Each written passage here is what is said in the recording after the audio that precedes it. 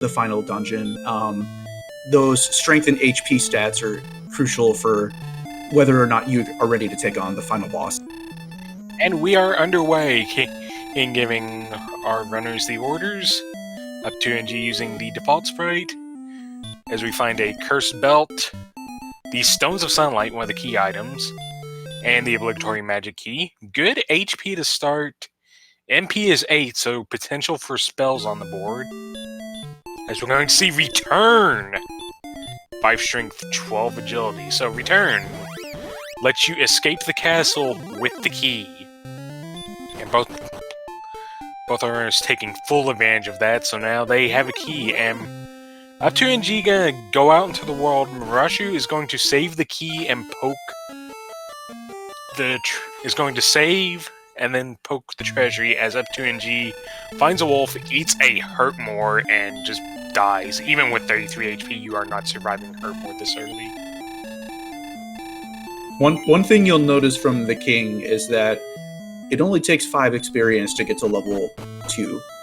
That's just a function of the randomizer. We kind of accelerated the XP curve to help speed up the game.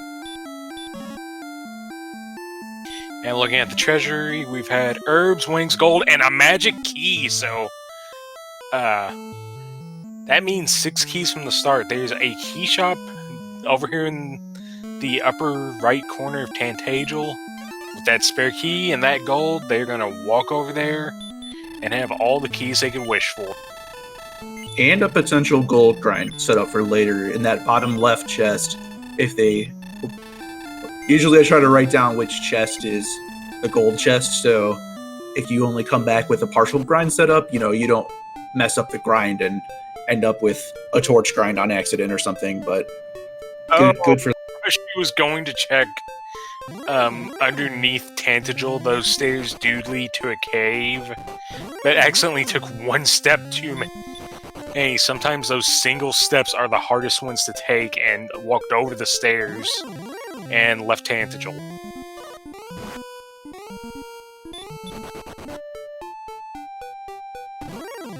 And up2ng sees a town. It's gonna have to cross quite a bit of swamp, 2 damage per step. But it's going to run into a wolf. The wolf ambushes and takes him out 2 steps from the town.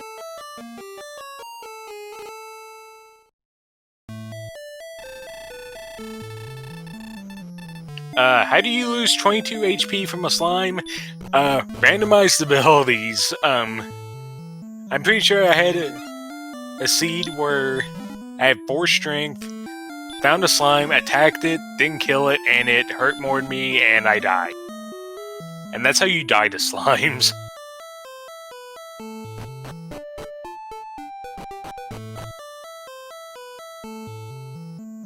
Did we get a peek at their starting strength? It's only 5. Okay, up2ng going to utilize the fact that there's a free key in this treasury and is going to do what we like to call the ghetto grind. Just grab the chest, leave Tantagel to respawn the chests, wax, rinse, repeat until you have what you want. In the meantime, Marashu trying to gain some experience here, going after this slime, and takes it down. Yeah, with 5 strength, you're only really going to be tackling slimes and red slimes this early. Maybe a Drakey if you're feeling... the one thing is they have 33 HP, so you could essentially treat one of these first enemies as quote-unquote like a boss fight and just slug it out for 2 minutes, but it just really depends on the level of time you want to invest into an encounter. Yeah, a bit of a math snafu means you're actually a worse than 50-50 chance to damage a Drakey on 5 strength. But it looks like up2ng is going to take some gold and try to get to this town he saw, but the Drakima breathing fire, and that probably was Dragonlord breath.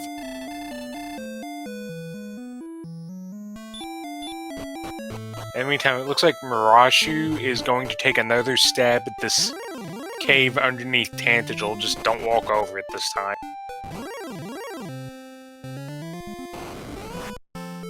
And Drakima takes out up2ng. Stop! Good. Marashu gets into the cave. And finds... Swamp South, I believe.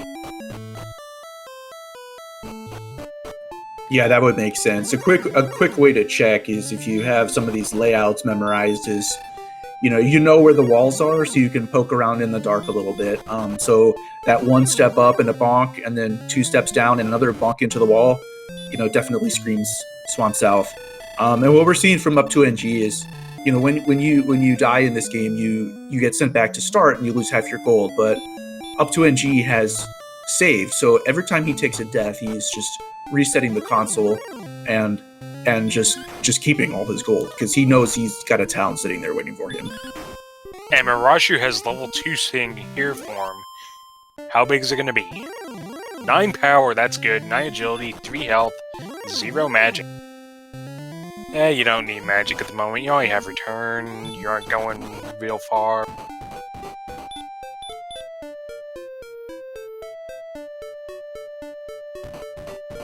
Okay, up2ng almost to this town. Using an herb. Gets in the town. Oh, it's coal. Not only is there an item and gear shop in here, 4 south of this water tile is a search spot. It has the harp. Another key item, so... Not the payout it's a nice payout, but it's not the one he wants, and... The gear is really lopsided. He's gonna get the chainmail and the copper sword, which will certainly help him catch up to Marashu, who's looking to take down level 3 here. But after that, you have the flame sword and the silver shield. 2 of the best weapon, the best shield you can purchase. 2, 3, 7, 7, a spell for level 3. What is it? Heal. That is nice.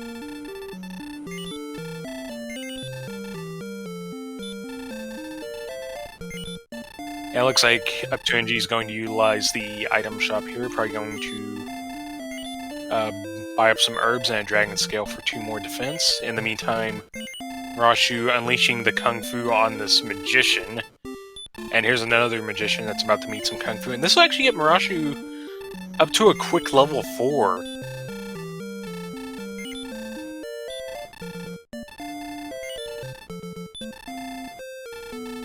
Now with the copper sword and chainmail, up2ng will quickly catch up, because he has enough strength to fight pretty much anything in Zone 0 as Marashu gets a decent level. And a town right there! 2 towns! Cantlin! What does Cantlin have? Ooh, interesting choices. You have the copper sword, the broadsword, the flame sword, and a large shield. As you can see there, up2ng going straight after Magician. Instant level 2. Okay, the bottom shop has a hand axe. Marashu electing to not buy anything. Because you have to wonder, does Marashu have coordinates on the mind?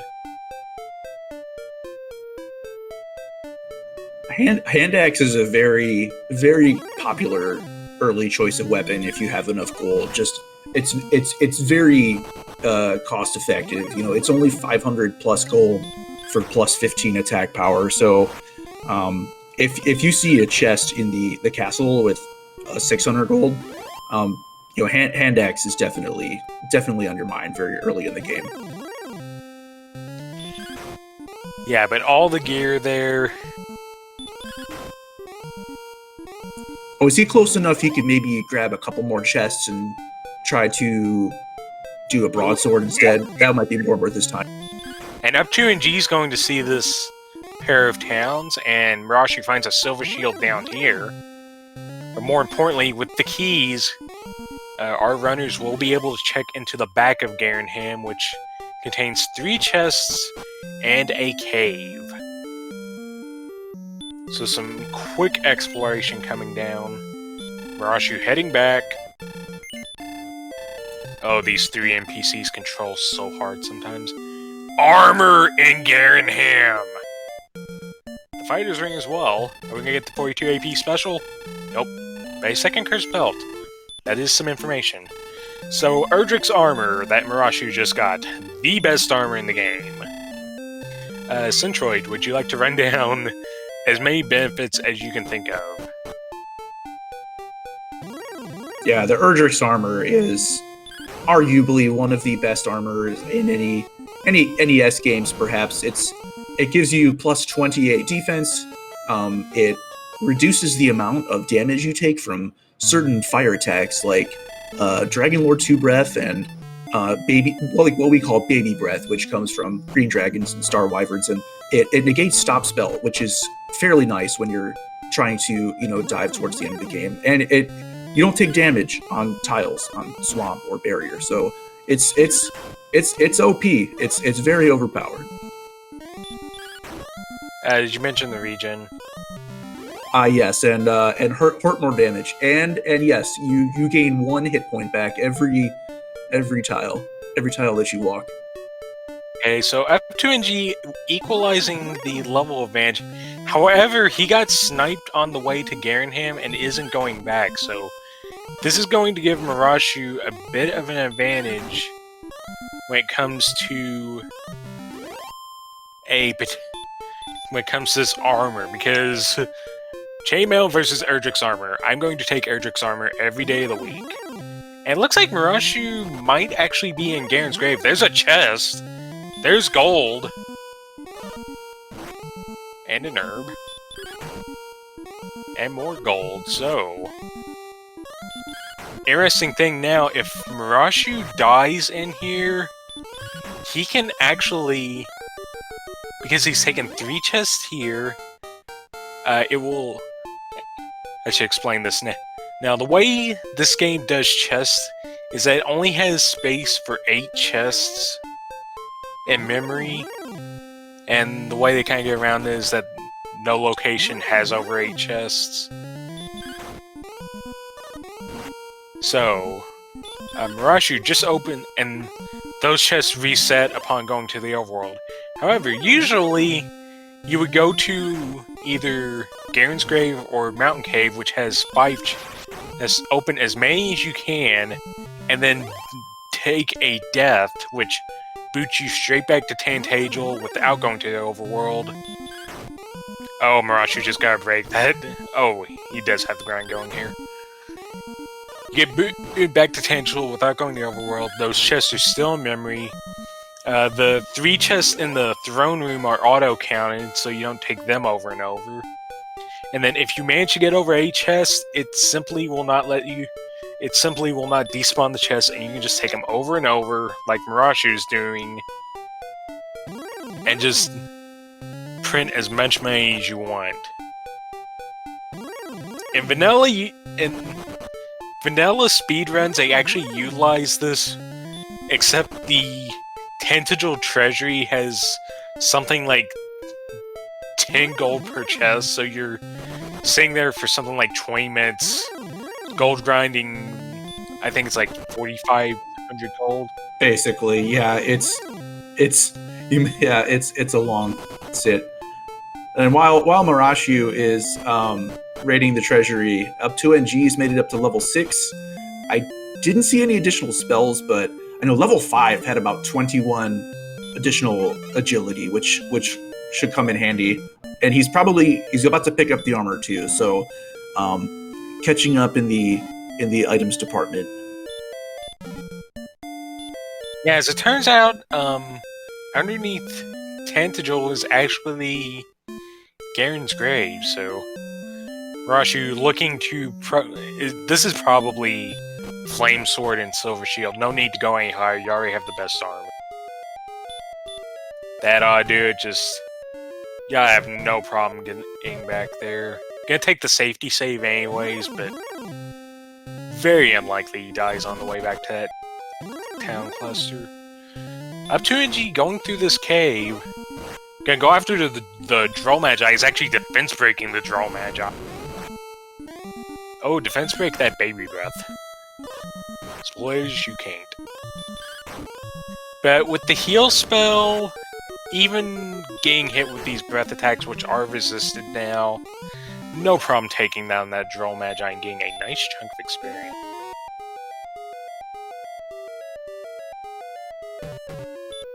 It looks like that swamp underneath Garenham. Interesting. As we come out to a bunch of bridges, including the fan favorite Sparkover Bridge, a bridge to a single tile.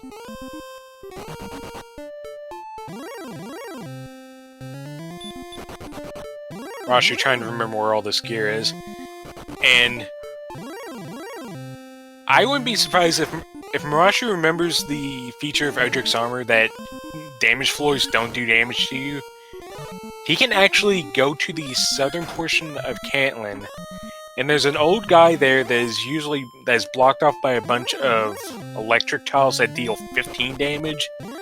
Erdrick's armor, you can just walk right over them with not a single care in the world. And there you go, Silver Shield, Flame Sword. Marashu is geared to the teeth. Oh, but doesn't remember to go check that old guy out.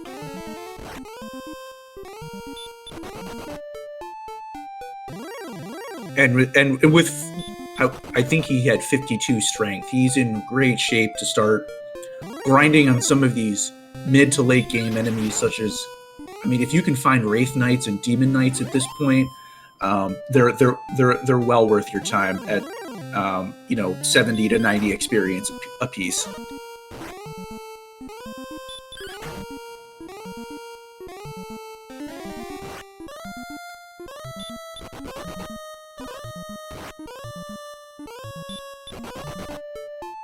Ooh, up2ng trying to explore here, but runs into a dead end. up2ng has picked up a nice experience lead, but if Marashu just gets some higher difficulty enemies and flexes his gear superiority, it is not going to take very long to catch up.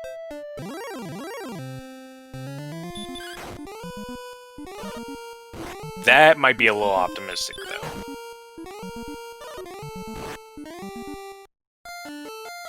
And both of them going down. up2ng to the Armor Knight, one of the pair of enemies we call the Fun Police, just because they will flex their stats on you and destroy you.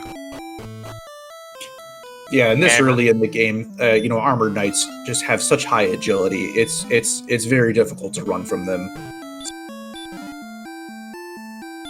And Marashu tried to go after a Magical, however, but that was a little bit out of his pay grade. But level 5 coming here, and did have that 21 agility, so that's going to let him tank a lot of stuff.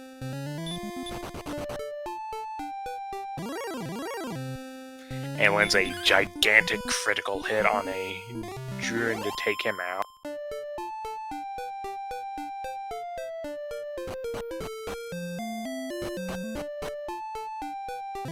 Oh, and here's the heads-up play from up2ng. I imagine he's looking for Cantland, he's looking for coordinates. Oh, but he's gonna get level 7. Wizards with Baby Breath. 7-3-7-3. And a spell. What is it? We shall find out soon.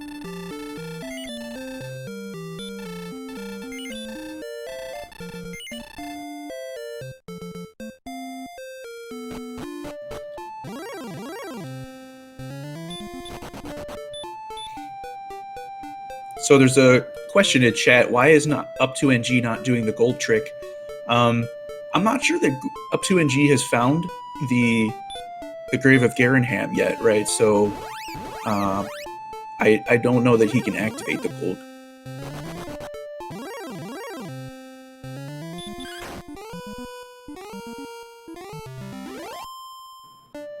And I'm sorry, I must have talked right over the coordinate check. Did you catch it, Smashy?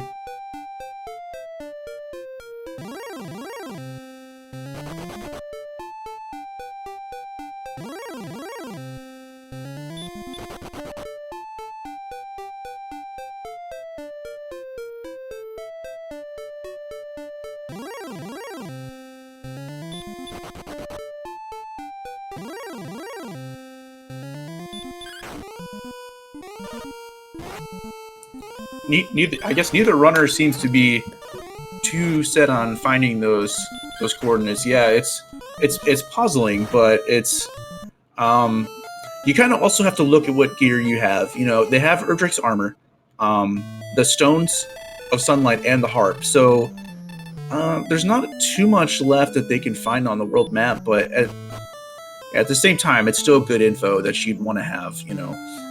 Yeah, it's barely a detour. You just go down there. You're not even going to take any damage, so it's a free check, basically. And Marashu taking on a Wolf Lord, and is going to get the level 6, which really wasn't much of a level, but... Ooh, Magic Wyverns.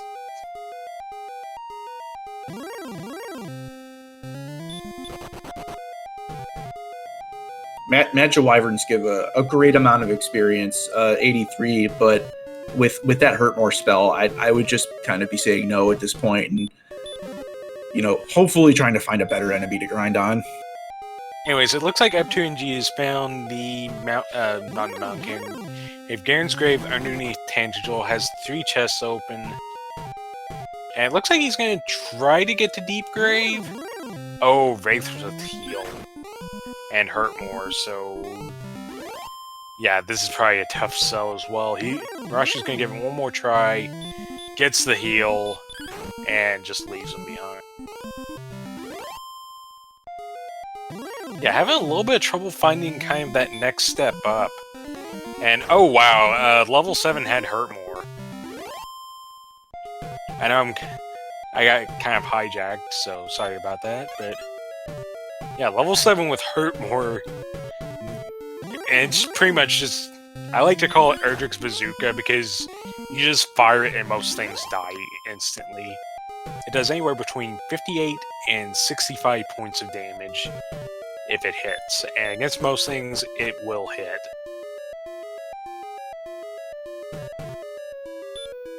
Right, anyways, Marashu has found Breckenary, which,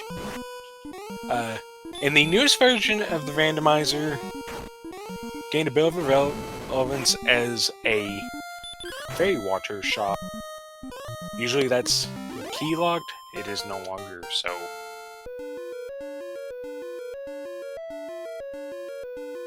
Another level for up2ng, with a big HP boost.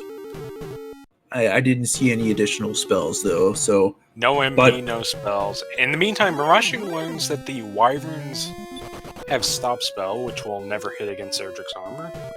Good stuff to know. That's going to make it much easier to collect that experience. up2ng is bonked around to this torch here in Deep Grave. In the meantime, Marashu finds the Staff of Rain Cave. This is where you take the harp and you trade in. You get the Staff of Rain, which is one of the items to make the rainbow drop. Staff of a Rain chest will be the only chest that is not randomized. I think that will be the staff every single time. Yep, and Marashu trying to go out. Actually, defense breaking this Wraith Knight, so... Yeah, he sees it and he's like, oh, wait a sec. Oh, Wraith Knight's also with Hurt More. There was a lot of abilities flying about in this seed. And the Warlock's with Hurt More. This seed just has so much Hurt More, it's crazy. Well, it doesn't take too long to learn Hurt More for our runner. Marashu's only about 47 experience away. And oh look, a Wyvern. Take it down, get your Hurt More, and get going.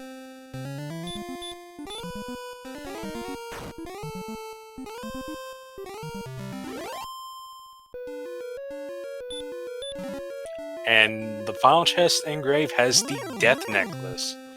The Death Necklace has a special feature in Randomizer. Usually it just curses you, which means when you die, the king is like, get out, and he just kicks you out without even healing you.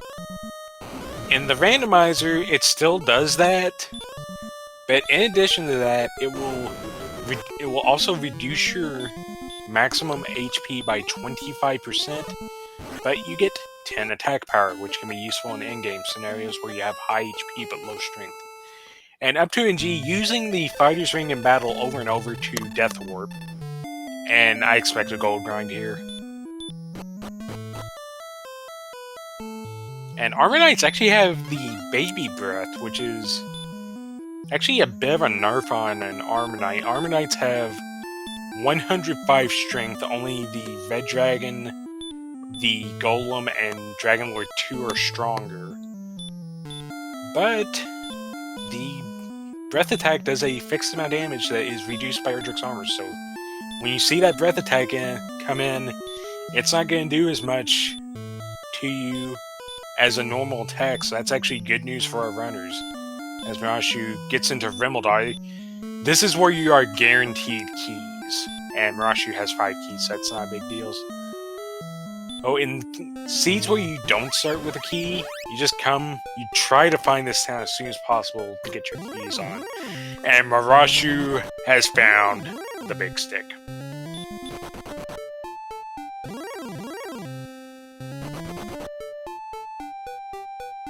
Erdrick's sword, 40 attack power, 12 more over the flame sword. It does a lot of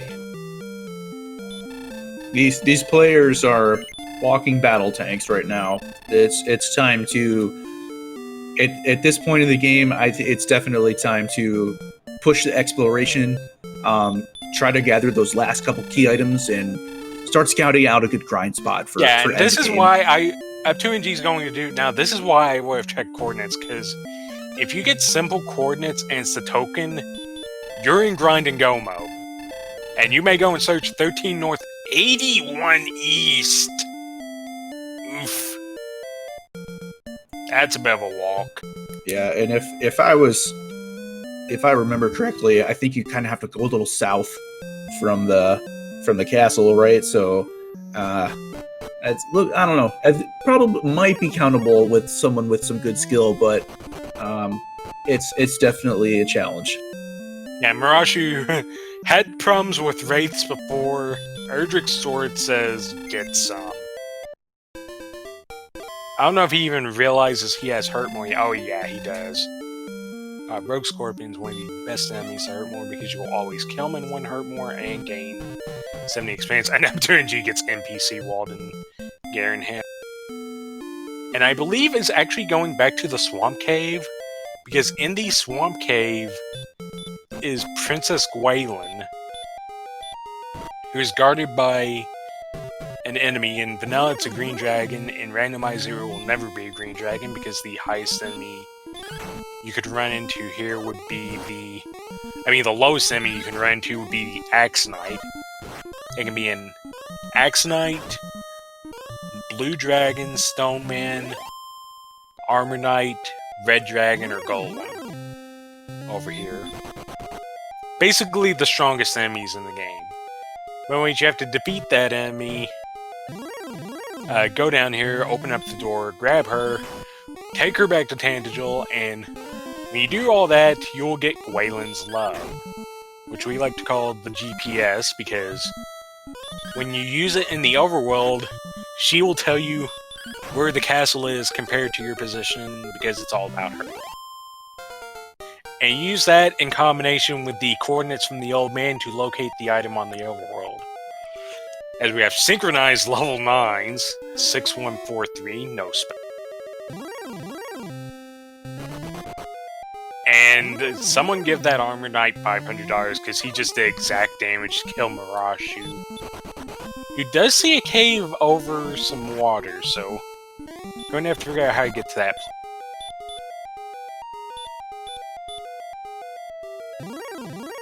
And it looks like Marashu's going to take a crack at Deep Grave, which will pay out in the Death Necklace. Could be useful if the HP starts climbing.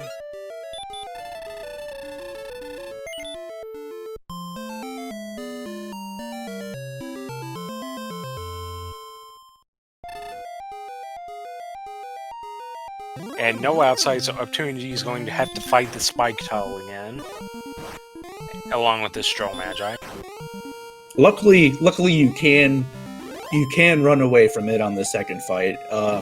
It'll just advance you to the top one, or he might just cast Hurt More yeah, here it's an Axe Knight, so just nuke it with Hurt More. Axe Knights are the best enemy to see because they have relatively low HP and will often die in one Hurt More, and if they don't, you just swing at them again, they're usually out. So yeah, up2ng is going to get a quick level 10 here, just doing a spike tile grind. This is... Expect to see a bunch of this later on. This is usually the main way of grinding. You go to one of these spike tiles where you will always get an encounter, and you just walk on it over and over again until you're wherever level you need. It looks like sleep on that level.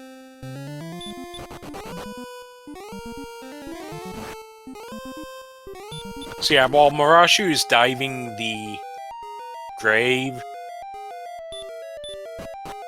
up2ng taking a quick experience lead of about 300, although with Hurt More, that can evaporate super fast. And yes, indeed, up2ng is going to walk the princess back to the castle, talk to the king, and there's your princess.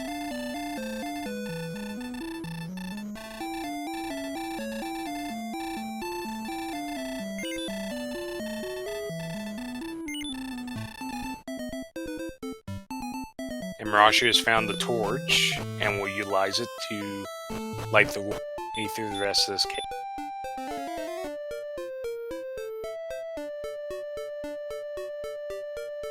And up2ng utilizing Repel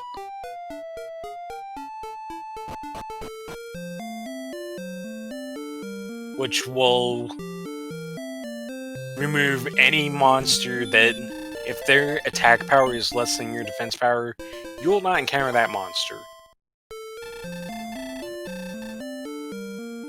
So up2ng using that to just walk straight through, and it's gonna go look and see if he can figure out these coordinates. Or it looks like he's just gonna leave them on the table a little bit for the time being. Maybe seeing if they're on the first continent, or just walking around exploring. But yeah, Marashu is just about done with the gray.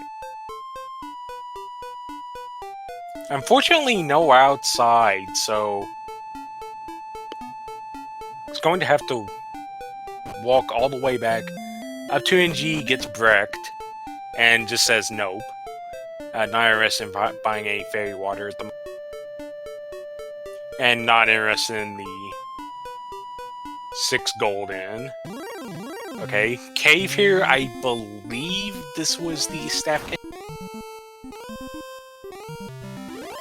And up2ng getting some revenge on those Magic Wyverns. Magic Wyverns, the best enemy that you will guaranteed one-shot with a Hurt More.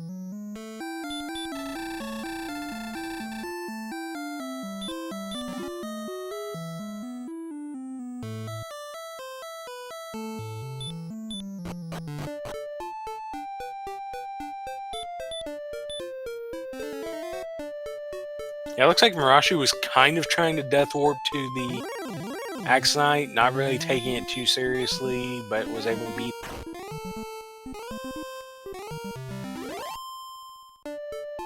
I'm not sure. Marashu, kind of one of our newer runners, although he showed great poise last week. Don't know if he realizes... Yep, use that Fire's Ring over and over until this Warlock torches you with Hurt.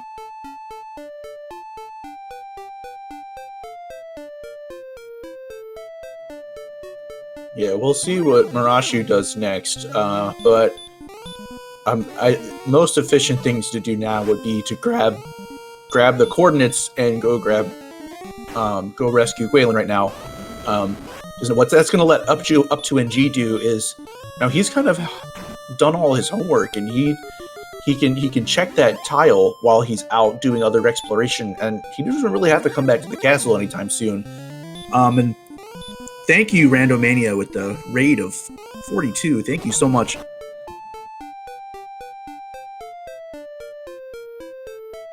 Oh, I think up2ng just found Remedar and is thus going to equalize the weapon advantage. Looks like Marashu is finally going to get those coordinates, I think. There he goes. Yep, go get those coordinates. Up2ng takes the N. Don't forget that chest there. You kind of want it. Up2ng, you kind of want... Does he have enough keys? He might not have enough keys.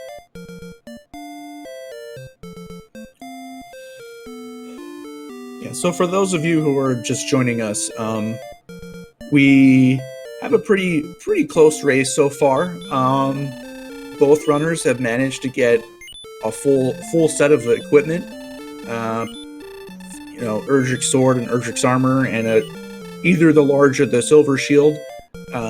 We found 2 out of the 3 key items, the Stones of Sunlight and the Staff of Rain. So now we're just looking for that Erdrick's token, and we're looking for the Southern Cave, as it's known in the vanilla game, also known as the Jerk Cave, because if you walk into the Jerk Cave without the Erdrick's token, he will call you an imposter and force you out. So, but that's where you trade in all your items to get the Rainbow Drop, which will give our players access to the body of water that surrounds the endgame dungeon, Charlock Castle. Yeah, which we actually still have to find, Charlock Castle. Yeah, we have not seen it yet, and we have not seen the Jerk either. Token might be on overworld coordinates. Question in chat. It's potential. This newer version of the randomizer, I'm not exactly 100% sure what is able to be in search spots, but it could be. I'm not exactly sure. I mean, it could definitely be the flute as well. Yeah, it's the flute or the token, and then we don't know about Hawks as yet. Looks like up2ng has managed to stumble into the mountain cave.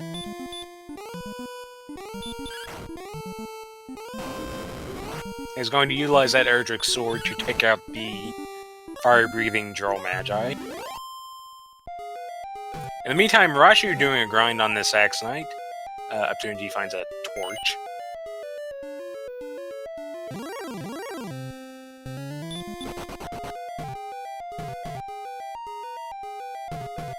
But yeah, just as a quick rundown, the Stones of Sunlight were in the starting chest, I believe. Yeah, Stones of Sunlight in the starting chest. The Silver Harp was at Cole, which was fairly close to home.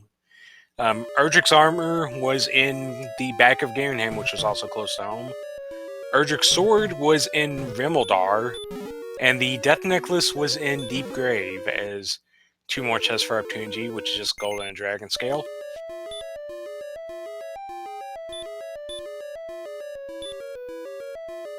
Fighter's Ring was also in Garenham.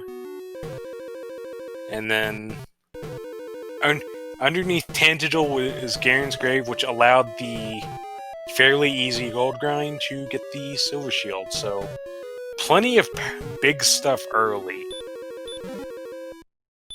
And Mountain Cave is a total bust. Another nice thing we found is this Axe Knight that's sitting in Swamp Cave. So this is going to be, as Smashy's noted before, this is going to be a prime grind spot for later in the game. And Marashu actually the first one to level 11 with 4-1-0 HP, but 22 magic. Ooh, that is good for your hurt more action. We've had quite a few of those levels so far, with something like forward 2 and 17 or 20. Quite a few lopsided levels so far. But I mean, both runners are decked out. They have hurt more, and at least 1 heal spell. So both runners are in great shape to push and finish their exploration and yeah. It does look like up2ng is close to the coordinates. Just has to be able to loop around here, and will do so. So up2ng about to discover what is on the coordinates, and not quite walking the right way. So checking the GPS again. Back up a little bit. You take whatever Gwaylin says and you kind of reverse it. And that's how you get the coordinates. And there's a cave right there, so... something I like to do when I get the coordinates, I like to go straight for them, because sometimes you'll just stumble upon stuff.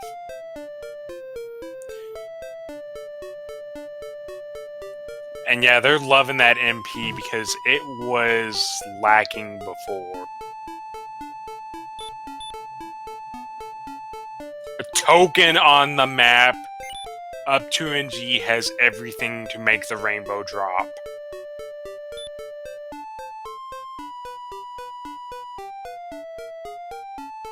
It looks like up2ng and Marashu are about to high-five here as we go into this cave, and it is bonus cave. And up2ng just immediately nopes out. He knows he has everything he needs.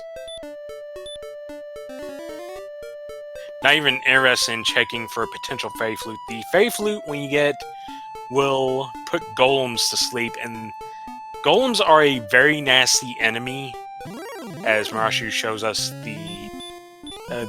unfortunately, it's empty means it's one of the stackable items, either an herb or a magic key, and you have max so you can't get any more, and it's just like, nope, there's nothing in here. But another cave from Marashu, just south of the Stones of Sunlight Cave, or the bonus cave as it's sometimes called, because it's just a free item. Just south of that is a cave and Charlotte Castle. I believe this has to be Tablet Cave that Marashu has just stumbled upon. Meanwhile, up2ng sees Hawksness, immediately nopes out, not even gonna check the search spot.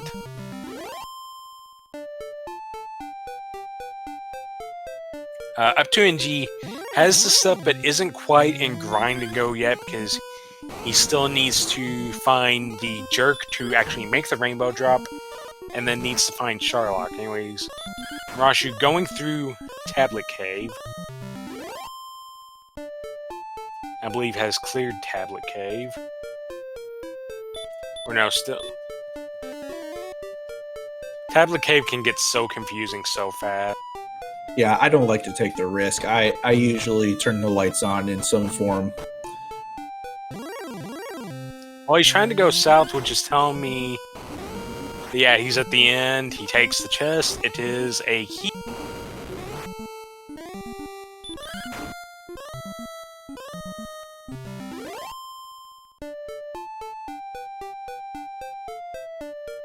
And here's Tablet Cave for up2ng, but more importantly, the Charlotte discovery. And I think up2ng is just gonna know about it.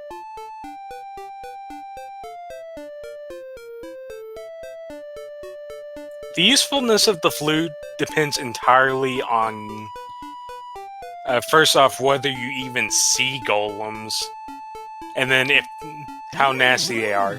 If they're punch only, they're pretty nasty because they have incredibly high HP and they are tied for red dragons in strength. But sometimes you'll get the golem with like stop spell or hurt, and hurt. And that just nerfs them to the point where you don't even bother, because they aren't doing anything to you anyways.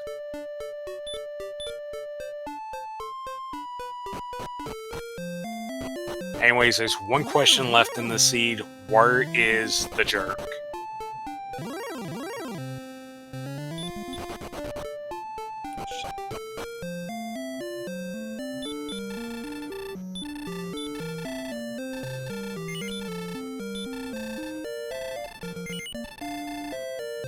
If I'm not mistaken, I don't think we've gone to the other side of the swamp cave yet, so I wonder if that's the next destination, or I'm not sure if they've completely finished exploring the first continent yet, though. I have to imagine. I think up2ng took a stab early on, but he may be going back there to see if there's anything up there. Marashu is actually fairly close to the coordinate spot.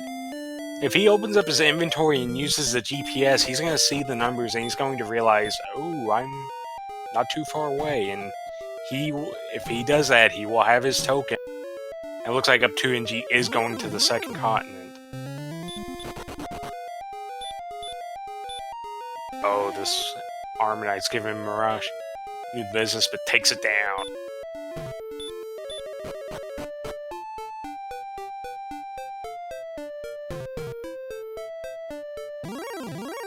Oh, and he does pop it, and he realizes, oh boy. Just go up a bit, and a little bit to the east. And you too can be in grind. And you too can be one jerk cave away from grind and go. Anyways, up2ng looking around on this second continent. Nope. A little bit further north. I think it was you kind of have to go around that water and into that desert, and you'll have.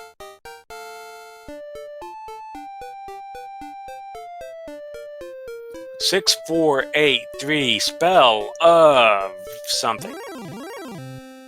We'll see when he nukes this thing. Looks like stop spell. Not the worst thing to get. And Marashu with the token. So, all eyes are on that jerk cave ward. And it looks like up2ng is going back through swamp. I do believe the entirety of second continent was a nothing burger. And Marashu is still out and about on the first continent, so could be an advantage here if he finds the jerk cave. So anyway, since we're getting close to the end game, as soon as they find the jerk, they're effectively in what we like to call grind and go mode. So what else are we looking for the end game? First off, we're looking for heal more. Conventional heal is just not going to cut it. And Marashu immediately nopes out of Mountain Cave, so that's one cave that up2ng did that Marashu will not. So another bit of advantage there. And it looks like up2ng is just starting the grind now. Just, I'm here at Swamp, let me just start nuking these Axe Knights. And get on with life. Yeah, there's a couple ways you can go about this. Marashu is going to have a little bit of efficiency with, being able to hurt more things as he's walking around trying to find the cave, which will be kind of nice. Well, the problem is he's out of MP, but he has true. a Star Wyvern with the stop spell looking to finish off in 3 hits. Yeah, the other side of that argument is, though, if up2ng just straight levels up to end game stats, then he can easily just explore the rest of the map without really feeling bothered by the monsters at all. Yeah, he can just get to good stats and then just flip on repel and just try to find this jerk cave as fast as possible. 4, 0 agility, 9 HP, 28 MP, and heal more. That's another major task checked off the to-do list. We'll be also looking for high 90s in hit points. With a normal amount of defense, the Dragon Lord will hit you for about 48 damage at max. So, you want to be able to survive 2 turns with the Dragon Lord. And 96 or 97 is a nice number there. Lower or higher, depending on your preference. Yeah, usually 97's the bare minimum. And then the more HP you get, the more chances you have to do what we call a double attack, which means you get to attack twice before you have to heal more, which can help out in the battle. But anyways, the most important stat we're looking at is strength, because the math for DL2 is simply that you take your total attack power, which is your strength plus your weapon plus the fire's ring if you have it. You take whatever that number is, you subtract 100 from it, and then whatever's left, you divide it by half. That is your maximum roll. Divide by half again. That is your minimum roll. And usually as a good starting party, you want about 132 total attack power. Depending on how many heal mores you have and your HP, sometimes you can get away with less. And then the more you have over that, the less heal more you're going to need. Which will help our runners out here because it was only recently that they really started to pull in some magic. It looks like Marashu is also going to start grinding at about... looking like a... Or has Marashu even been to the second continent yet? I don't think he's been over there yet. So yeah, this is going to let up2ng just build up like crazy. Yeah, and looking at... You could tell pretty quickly that this was not where the coordinates were at. Because the world map is a 120 by 120 square. And whenever you see all map progression just stop, that usually means map boundary. And we're actually going to do what we like to call validation search. You take one of those one tile with a bridge and you just search it. That's what we like to call our validation. Alright, we were in a Hurtmore seed. Green Dragons with Hurtmore.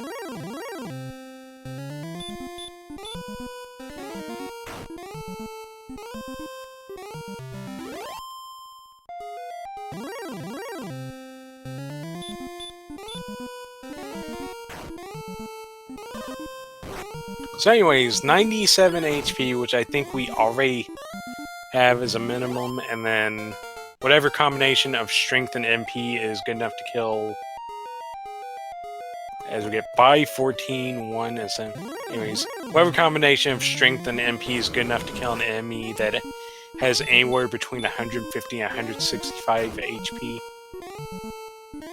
That's what you're looking for, but then again, on the dive, who knows what is in Sharlock. Although, the Armor Knights using a lot of normal breath is actually kind of in the favor of the runners, because Armor Knights are usually one of the hardest enemies to run from, but they aren't as scary if they're only doing about 12 to...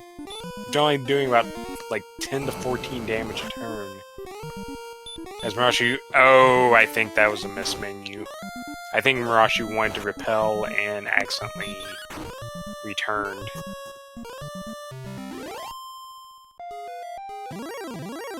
But it's gonna give this area down here a try. And dead end.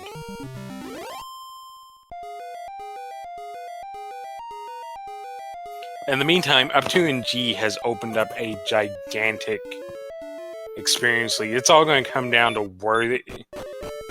where is this jerk cave, and once up2ng gets done grinding, he get there before Marashu can flip the script.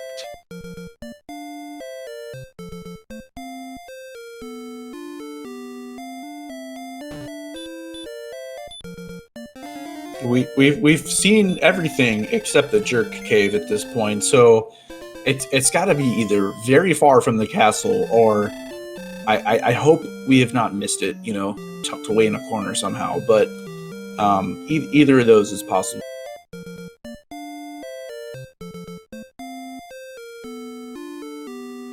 We're actually trying to keep up with the experience here. It's going to get that gigantic MP boost, and I believe he just got taken like stats. Oh, only 60 strength at level 13, so nowhere close there. 67 agility is also a bit worrying.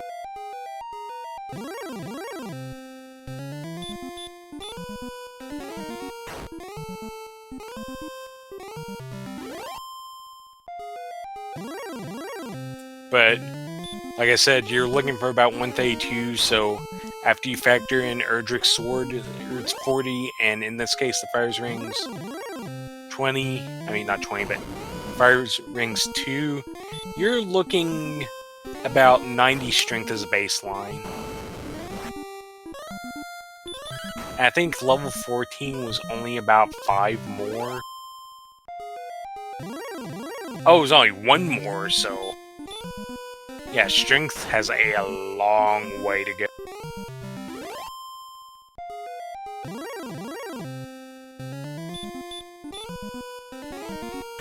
once again, Marashu on the hunt for the Jerk Cave.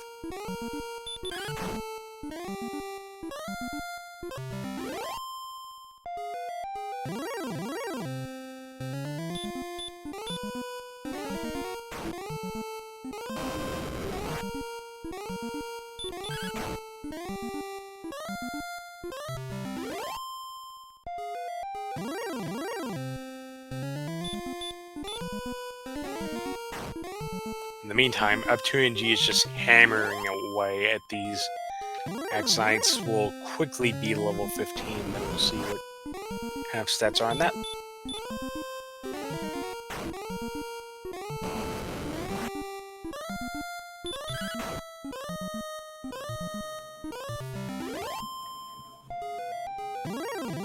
It's gonna need two more Axonites. You get 7,500 experience for level 15, and then 9,750 for level 16, and then 12,000 for 17. Yep. Marashu mismeasuring the opposite way, accidentally using 8 MP on a heal more, and runs straight into a snowman and escapes it. Okay, level 15, what you got? 0 strength. I love it.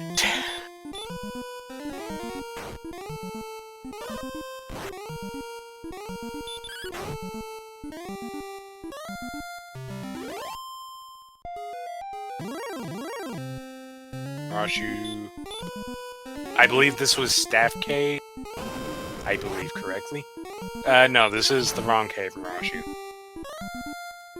Go away. This is not the cave you want. Yeah, you already got the Staff of Rain, so... Did he really just say go away? He said go away. Rude.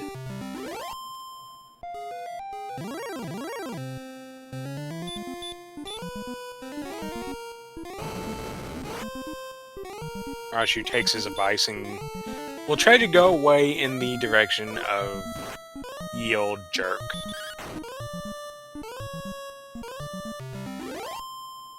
Ooh, I'd be making sure those didn't end.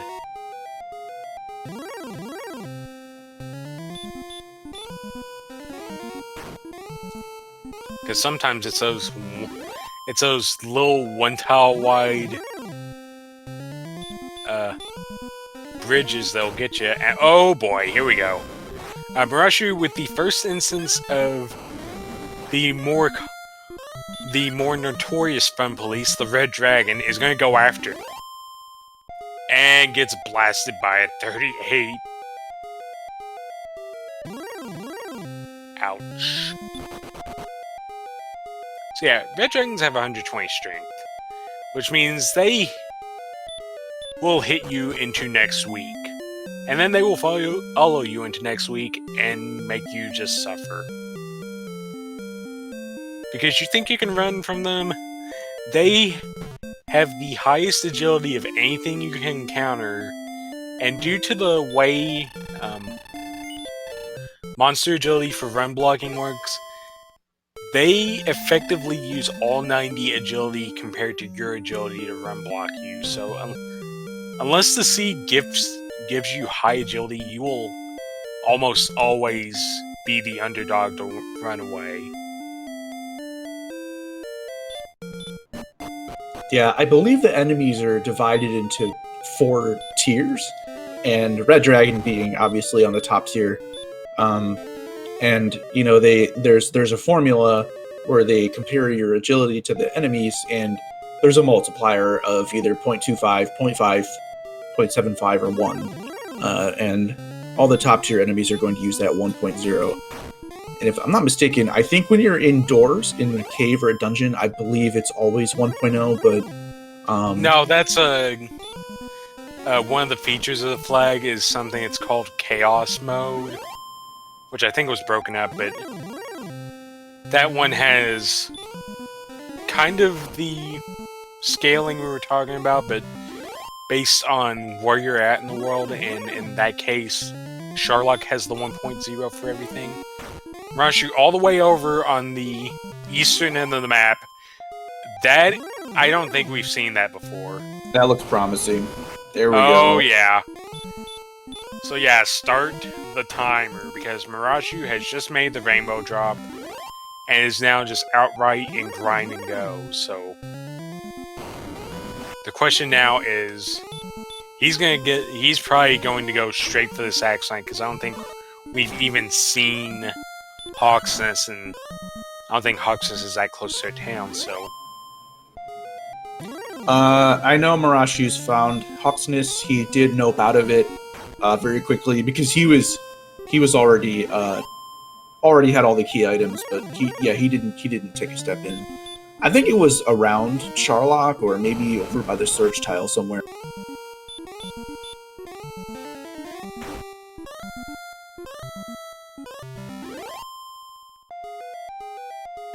Anyways, the question now is...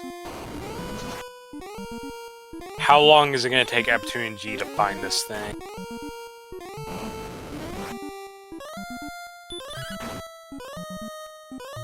A little bit of lag on Marashu's side. up2ng almost up to level 16 game, and has a pretty decent chunk of HP at 100. So once again, that death necklace, you're looking for about 90 strength. Sometimes you can have a less than that, and if you get a bunch of HP, you use the death necklace to make up for it. Level 16, here we go. It comes with 1 powered. It was a garbage level. Nice 8 MP, but other than that, just flush it. Did learn a spell, though. One of the features of the Randomizer, you will have all spells by level 16, so... whatever spell he didn't have, he has now.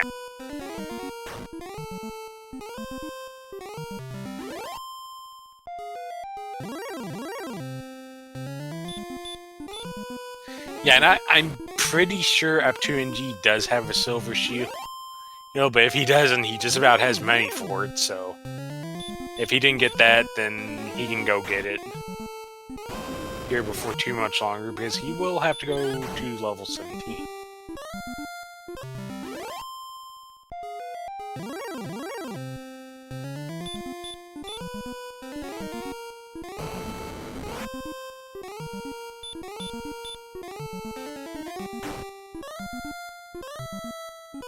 Final hurt more for up2ng, so is going to have to make a pit stop.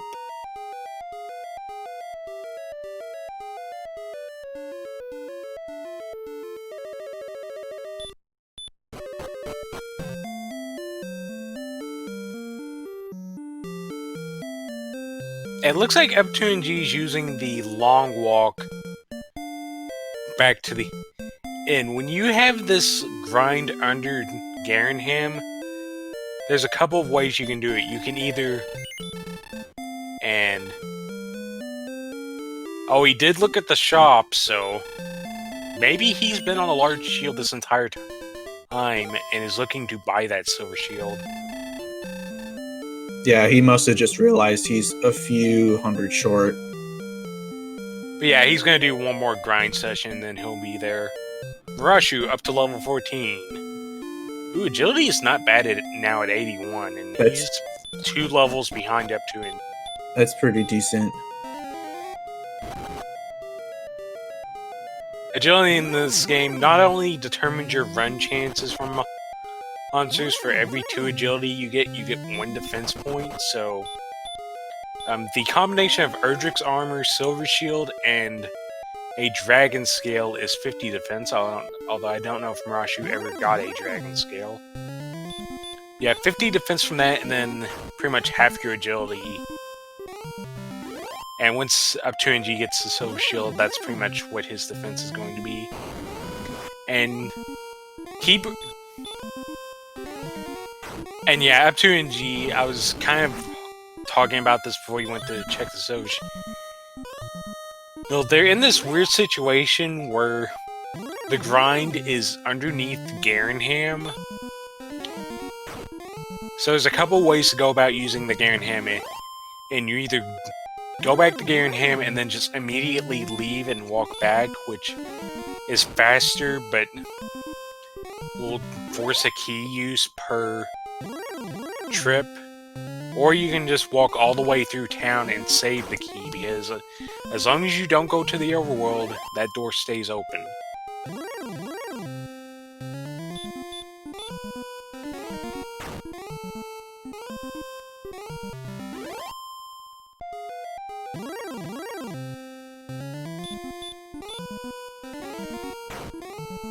No, up2ng has definitely not seen the jerk cave, so that is going to be on his mind. Not sure if he's going to complete his grind before looking for the rainbow drop, or try to split it up. We'll see how he does it. But Marashu looking to preserve keys as well. yeah, I don't know if there's a key in this back room, but that's a heads up play by both runners. That's definitely a good call.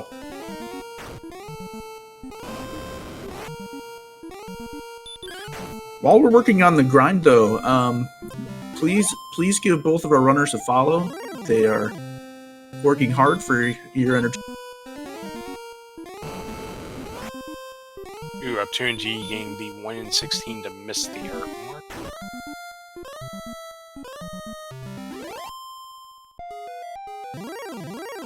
Yeah, that's always heartbreaking when your Hurtmore misses the Axe Knight, one of the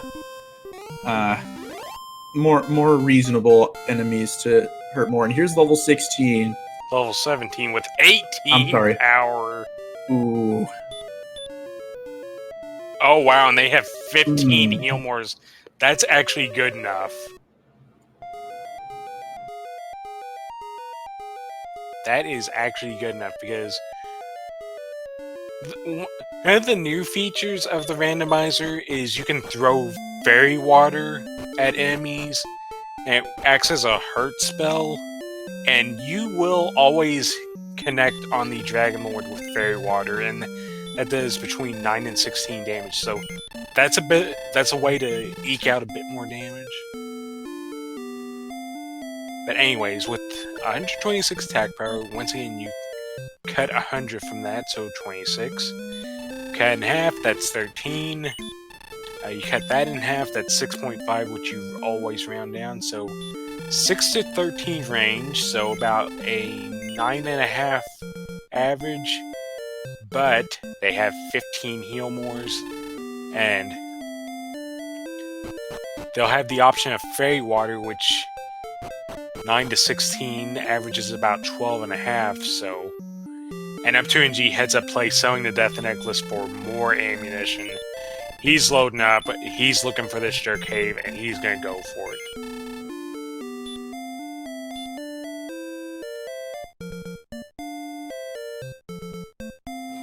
Now you can see up2ng has about 95 defense, which lowers the max amount that the Dragon Lord 2 can physical attack you for. Yeah, so at 86 is the break-even point for when the Dragon Lord can do a max of 48, so I want to say 86, 90, you probably could do 45, 46 at max.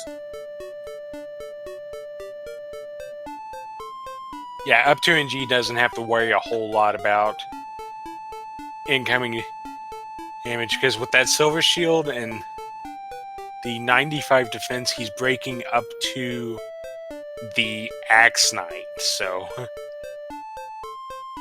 And the way defense breaks work, when your defense gets over an enemy's strength, it will change to a special formula that can deal all the way down to nothing.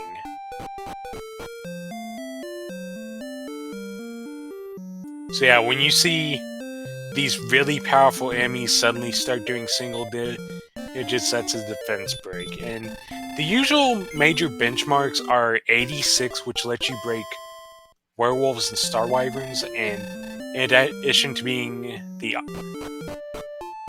defense where a Dragon Lord normal attack will max out as much as a breath attack. And then 90, your defense breaking DL1. which helps you set up your DL2 fight. And then 94, you defense break Axe Knights. So a few key breakpoints hit here.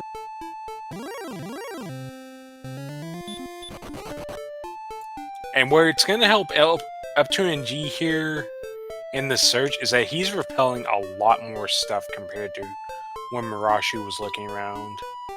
Now, Marashu was able to fight that stuff for experience,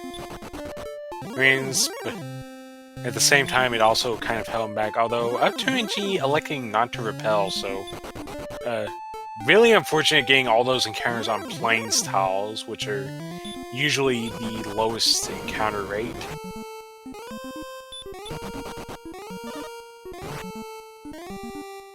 And is now suffering running from this armored knight.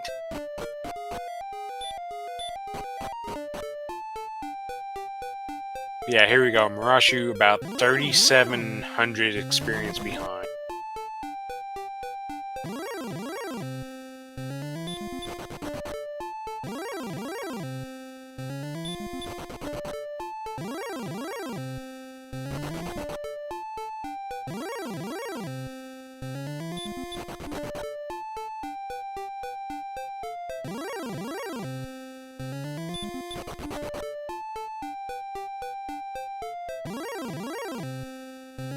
Once again, this is basically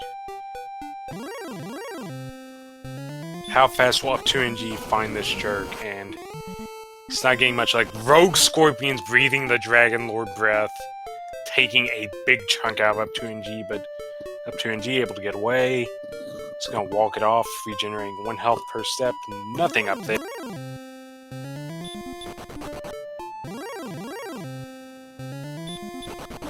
Yeah, and Rogue Scorpions still have something like 90 agility, so it's always tough to run from them.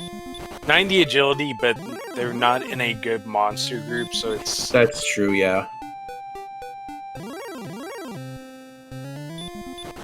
Like, Rogue Scorpions are real nasty early on, but later on, they're not much of a problem.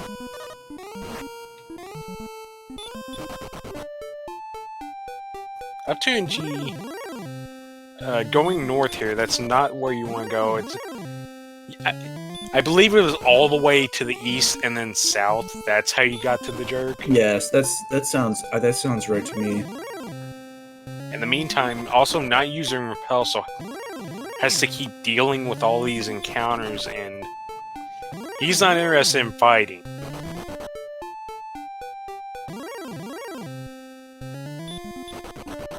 And every encounter, it's about 3 to 4 seconds if you get a first turn.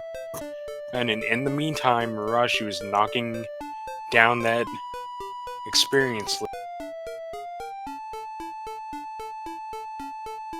And once Marashu hits 12,000,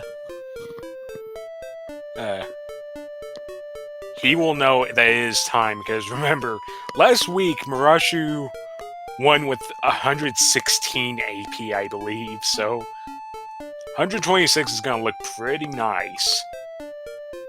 And he certainly knows how to fling fairy water around. Armor Knight with the ambush. And yeah, now up2ng turning on the repel. Has had enough of these encounters and is going to try to find this stuff.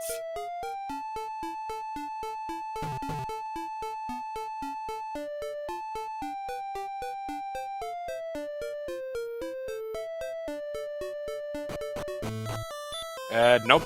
Staff Cave, try again. I just now noticed the Axe Knights have baby breath. It's tough to get a good look at them when you're killing them so quickly.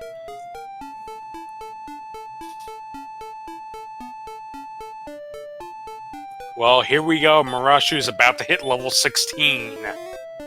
Just has to swipe once more at this Axe Knight, and that will do it. Level 16.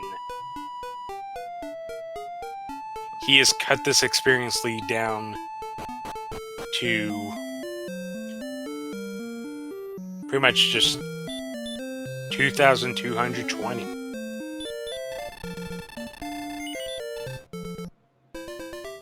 You know, up2ng gonna take a pit stop here.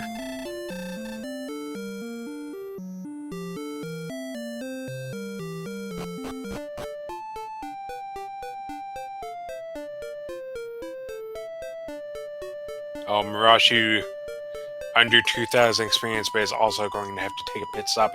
Misses a hurt more. Just swipe it down and go take your rest.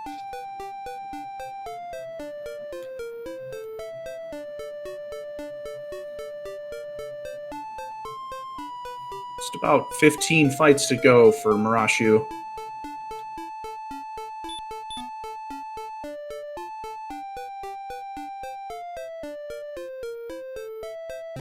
Might be able to pull that off in one last ship to the inn.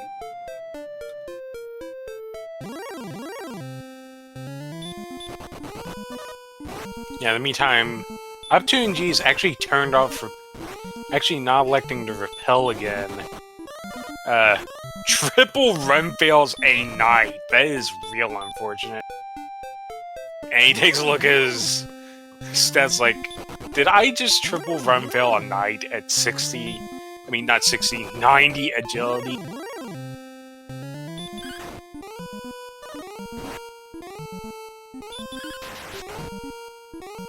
And he's had enough of stuff, he just dunks this gold, man. Yeah, hits him with the critical hit, which does anywhere between half of your AP to your full AP, ignoring all defense. Nope, go somewhere else, up2ng. That is not the cave you want.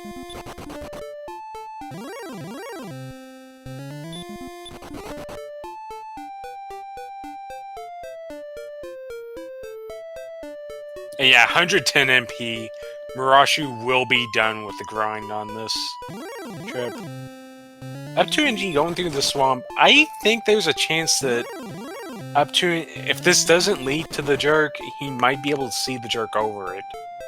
Oh, there it is.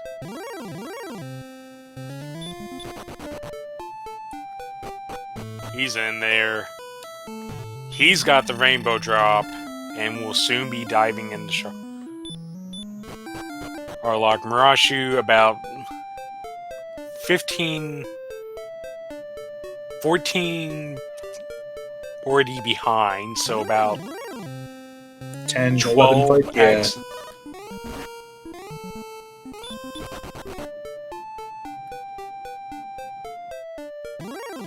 So yeah, up2ng is firmly in the driver's seat, but if he fails a Sharlock dive, Marashu can be right back in it, because it is not going to be too much longer before he's ready.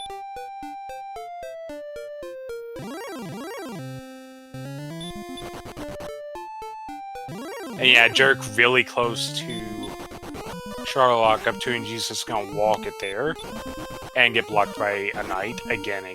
Okay, did this knight just toss his axe away, toss his shield away, paint himself blue? Is that secretly an armored knight that's playing linebacker and it's just blocking the way?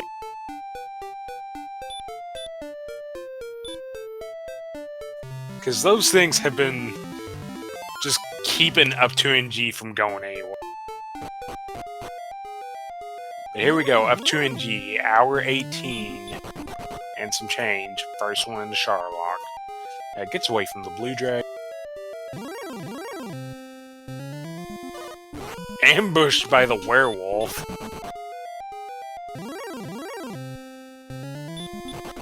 Top floor, not looking too deadly. It's all... With the nerfed armor knights, it's all about those red dragons, and we haven't seen any. And I think we've just about seen the entire top floor monster set. Wizard, Axe Knight, the werewolf, and the blue dragon. We haven't seen the fifth monster, if there is one, but here we go. up2ng diving in.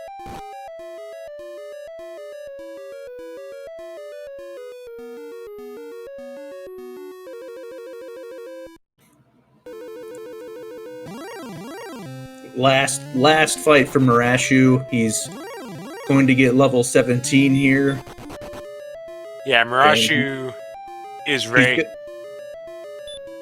He's going to have to do some evaluating of his stats first to see where he is.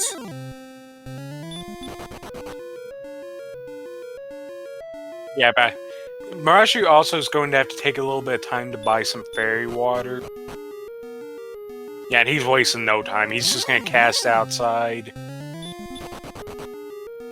little bit surprised he doesn't cast return there because the towns are so... But yeah, Marashu still needs to buy up some fairy water, but other than that, he's ready to go. And the Armor Knights showing up on up2ng. As up2ng is just blazing through Charlotte. I can look away and up2ng is almost done with the second zone. So Charlotte proving to not be too difficult here. Most importantly, no red dragons so far. Wizards on the bottom zone.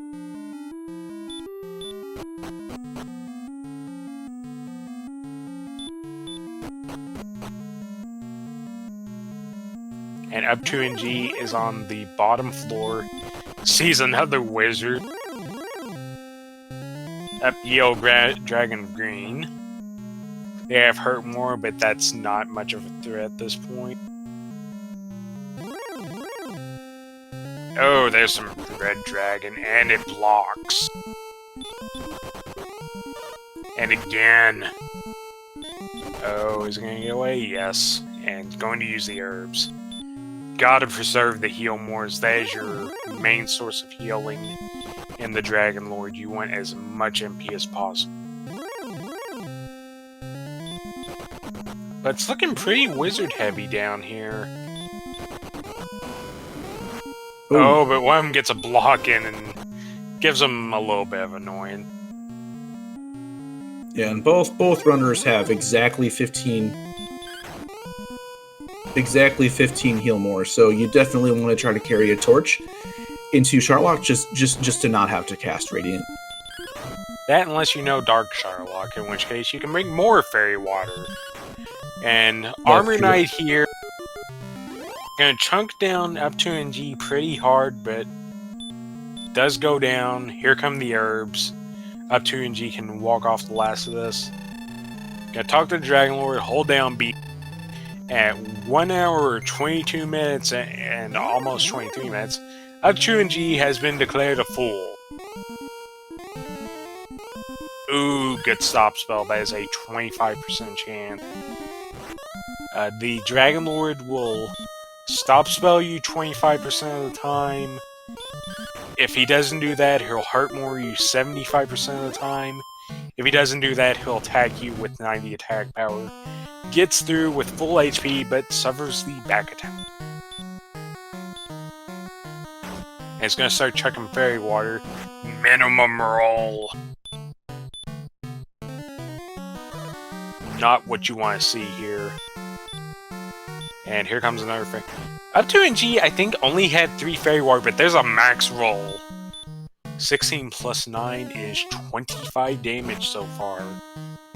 And that's really nice, putting him on his way to getting the required hit points here. 40 damage, which is also his HP.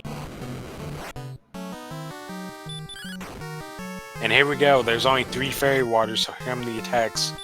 50 damage as there's an attack for 10.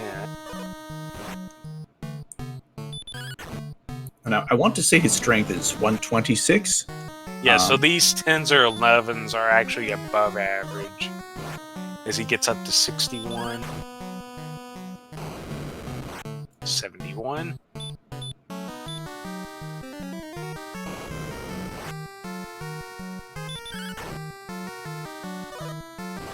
$83. We're looking for anywhere between 150 to 165 as the Dragon Lord's health rank. A3 becomes 94. up2ng is rolling nicely, and this is going to put him firmly in the driver's seat. 13 more damage.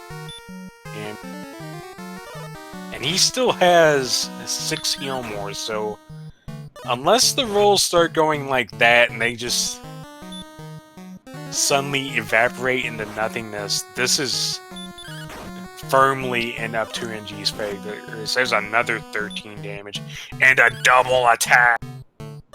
He got 2 hits in before having to heal more. And another weak attack, so not even the threat of low rolling a heal more and then, oh, you have to heal more again instantly. Marashu's making it to the second basement with not very much trouble. Not very. Yeah, Marashu doing some work. Marashu played well, but it's too little, too late. up2ng just tore through this Dragon Lord. Get out your GGs.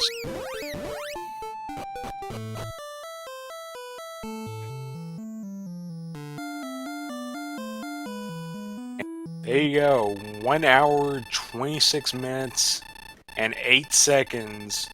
up2ng is the winner. Yeah, because you saved Princess Galen, there's a little bit more in there.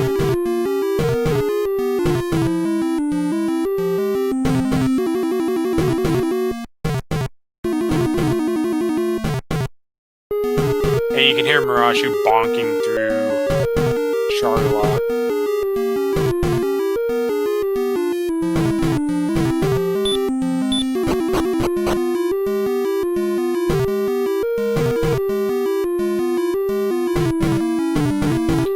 He's navigating these dark rooms very well. Nice way to save some MP on this dive for sure. Yeah, but it does look like he was repelling on the way down because he's down about 4 MP, and yeah, repel just wore off. Oh, I see. Yeah, I guess he's mathed it out and realized he has extra heal mores. So he's spending the MP to repel. Certainly gave it a good effort. up2ng is a known veteran of the game.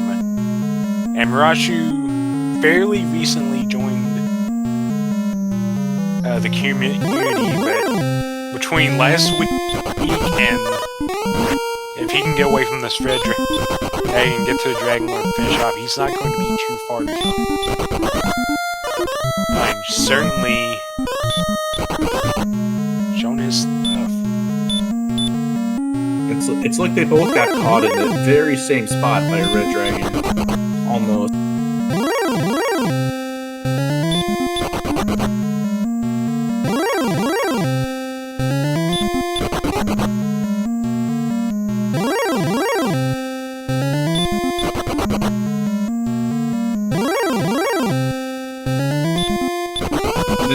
This encounter rate is quite high at the moment. Yeah, Marashu's running into a lot of stuff and getting a lot more red dragons. I think up2ng might have only caught 1 red dragon on the way. Ooh, Marashu not healing before this armor knight.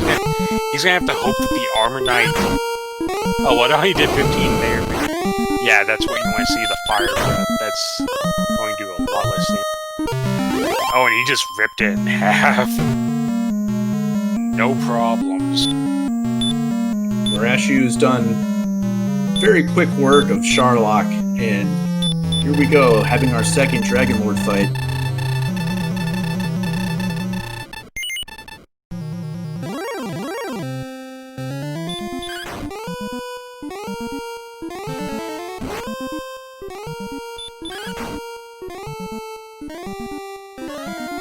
Text-wise, we may see, yeah, the herbs here now that he's all but guaranteed to finish on the next swing and gets a stop spell. So one more swing takes out the Dragon Lord, and we will have Marashu's Dragon Lord. Oh, no ambush. Marashu has a lot more fairy water. Big roll. This Dragon Lord's about to have a bad day again.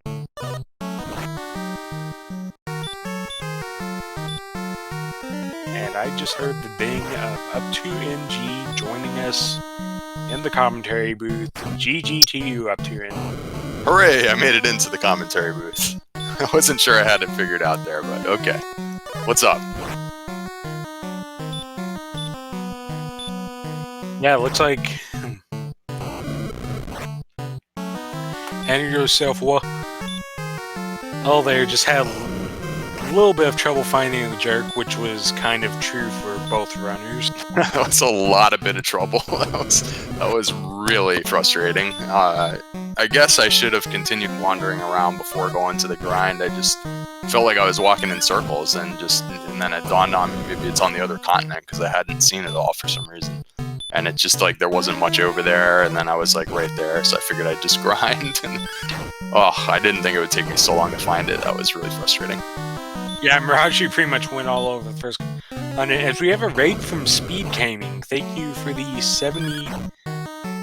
raid of 76.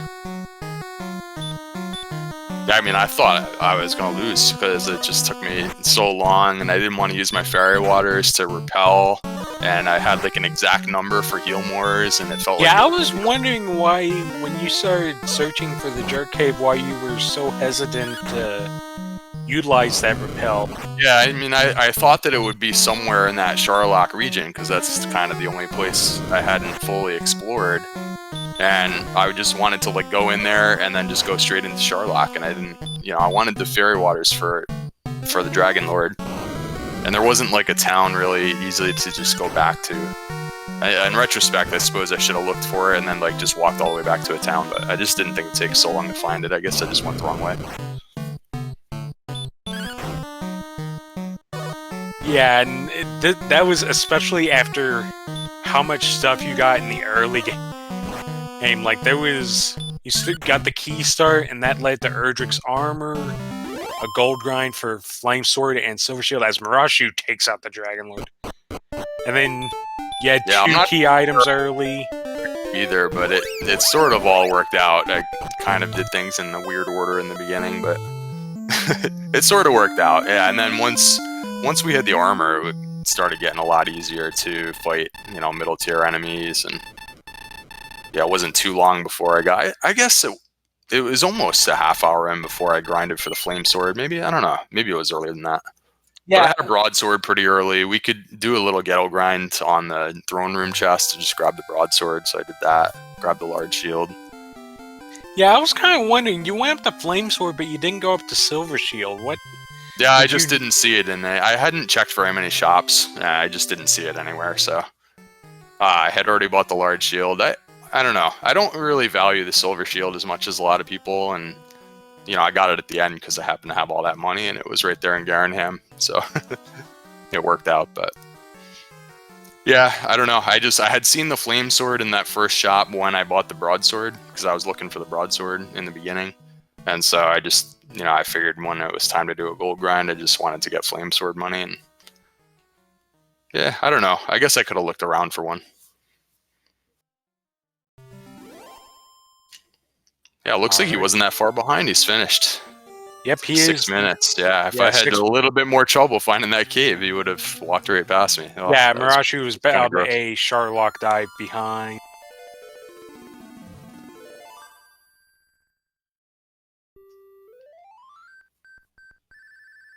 Yeah, I wonder if he's trying to go through the process of coming in to chat. I'm not sure. But it was kind of a nice seed.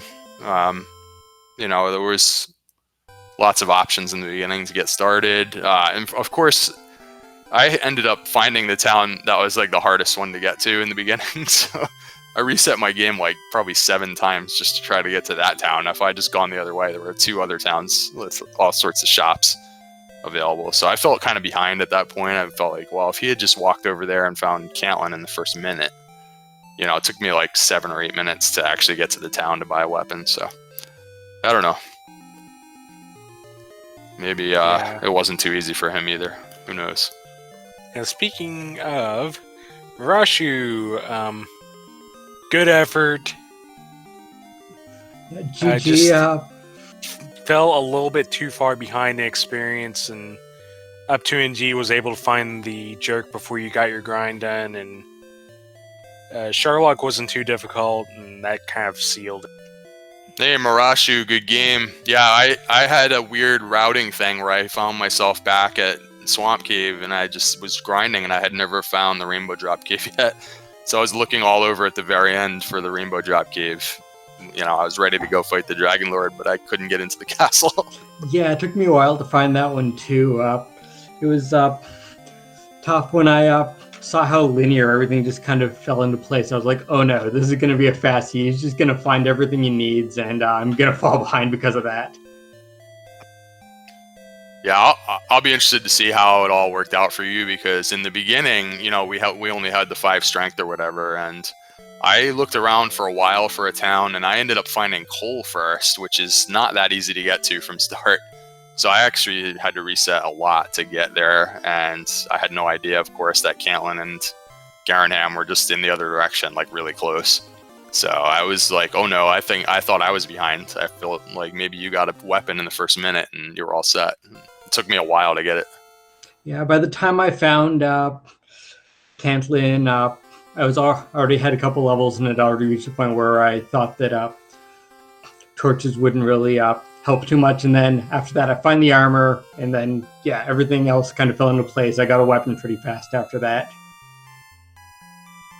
Cool. Yeah, I really hope, you know, everybody, all the viewers on the SpeedGaming networks here are enjoying Dragon Warrior Randomizer. It seems like a simple game, but there's so many things that can happen. Like every seed is different, and there's actually just lots and lots of different scenarios that you can find yourself always in something new. So all these races that are happening this month, like if we watch them all, there'll be something interesting like in each one that's a little bit different. So I have a question for you. Did you ever check the trap tile in Hawksness? Nobody did. No, I was good to go. I was looking around for the rainbow drop cave, and I just saw it there. Just got out of there. I didn't check the chest in Stones of Sunlight cave either. Okay. For me, don't remember going through Tablet Cave either. So there were a few things I skipped, I guess. Yeah, I skipped Mountain Cave. I was just worried for Hawksness, thinking that you might have found a more efficient grind there. And that kept running through my mind as I was doing my end game grind. More efficient than Axe Knights, right under the Garanham? I don't know. Yeah, that's. These are the worries that go through you don't get your a head whole when you're lot racing, more though. efficient than that. These are the worries that go through your head when you're racing, though. Yeah, I mean, I was pretty nervous. There were a few things I felt like went wrong for me, and so I felt like, you know, especially when I was wandering around looking for that last cave, I was just like, oh man, he's just gonna walk right by me and go right into the castle. I was getting worried myself. So yeah, I understand what you mean, like tournament pressure and just, you know, while you're racing, like you worry about a lot of things for sure. Yeah, especially with the start like this, there are just so many scenarios running through your head, like, oh, did they beat me to this? And yeah, exactly. Like, oh, like should I be checking the basement? You're just running every scenario through your head. Yeah, like I didn't check the basement for a little while because I was running around doing other things, and then oh look, there's a basement under under Tantagol, and so if he found that in the first 5 minutes, he's got his gold grind already. Like, yeah, so there's all these things that you're just like wondering, because of course, you know, we play blind, we don't know what the opponent is up to, so it's fun for the viewers because they see both sides, but for us, it's like I have no idea if he found this or he found that, then he's just way ahead. So yeah, it's always, that's what makes it fun. Yeah, that's definitely a large part of the excitement and a lot of the fun. Well, thanks guys for the commentary, and to SpeedGaming Networks for the restream. It's definitely, when these tournaments roll around, getting everybody covered is always a challenge. So definitely happy that you guys did this one. Yeah, thanks to SpeedGaming, new this year to restreaming Dragon War.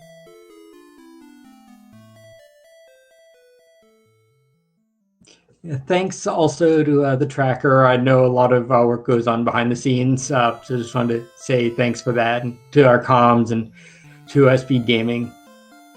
Yeah, Kagal is doing the tracking tonight. I hadn't mentioned him yet, but always an important job to keep us in the know.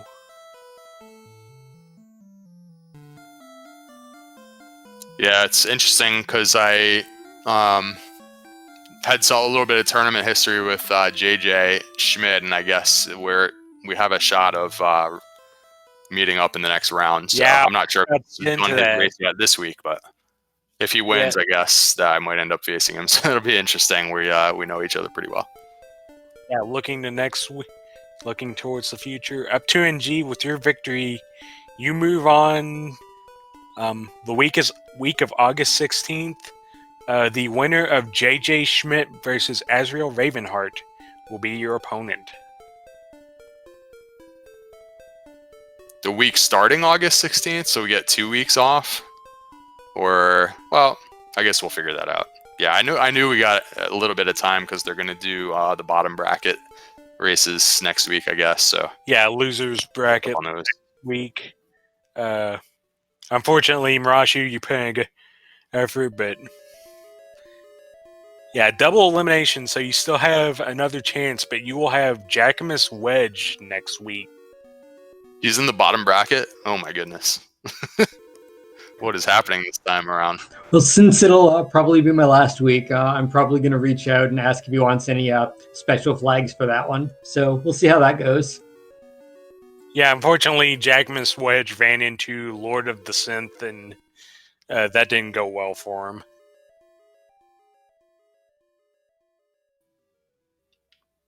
Yeah, well, it's going to be fun. It's I'm looking forward to the next round, and watching all the other ones in between. Hopefully, I'll get a chance to contribute with some comms and stuff like that too. So, but thanks, guys. Yeah, thanks a lot. Good luck with your coming matches. I'm just happy that I think that's a PB. I think that's my first sub 2. But that just speaks to the quality of seeds that I tend to roll for my practice seeds. So I have to say, a lot of the tournament seeds have been kind of nasty as well. So hopefully, we'll reverse that trend soon. Well, I mean, it was a very exciting race. You both did very well, and it was close for most of it. It was neck and neck. There was a lot of lead changes for the first half of the race. It was pretty exciting. I look forward to watching the restream of it then.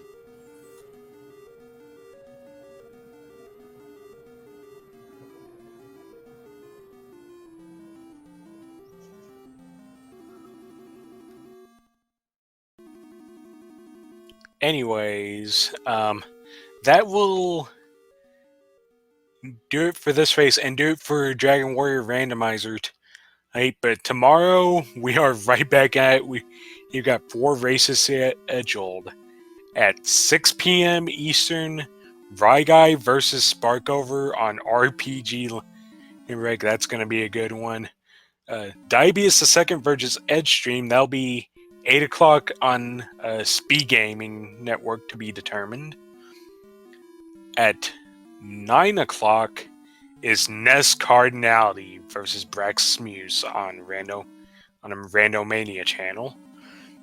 And then at 10:30, it will be DK9146 versus Z-Man, and that will be on SpeedGaming, so we have plenty more Dragon Warrior coming tomorrow. No, another note, we did just post a link to our Discord. If you're interested in learning this randomizer, it's such a friendly community, and so many people are willing to help you learn, and it's pretty easy to jump into. So yeah, please join the Discord if you're interested in learning some more.